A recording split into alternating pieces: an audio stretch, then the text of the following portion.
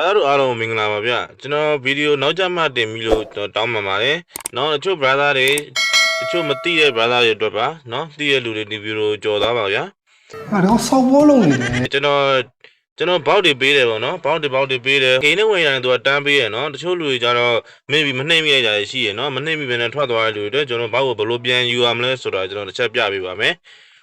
Oh my god wow Okay ပထမချက်ကျွန်တော်ဒီ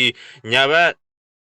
ဖုန်းနဲ့ဆိုညာဘက်ပေါ့နော်ညာဘက်အောက် down က server လေးနှိမ့်ပုံစံကိုတစ်ချက်နှိပ်လိုက်ပါမယ်အဲ့ဒါလေးကိုနှိပ်ပြီးတော့ကျွန်တော်တို့ claim 5 free chat feature ဆိုတဲ့ကောင်လေးကိုနှိပ်မယ်ပေါ့နော်ဒီဘက်ကျွန်တော်ဒီညာဘက် down ကပေါ့နော်အပေါ်ညာဘက် down ကကျွန်တော်တစ်တာပုံလေးနဲ့ဟာလေးကိုချက်နှိပ်လိုက်ပါမယ်ချက်နှိပ်လိုက်ရင် claim ဆိုပြီးတော့ပေါ်လာလိမ့်မယ် claim လို့ပေါ်လာရင်ကျွန်တော် claim ကိုနှိပ်ပေးလိုက်ပါ Okay ဒါဆိုရင်တော့ကျွန်တော်တို့ဘောက်လေးတန်းရအောင်ပါနော်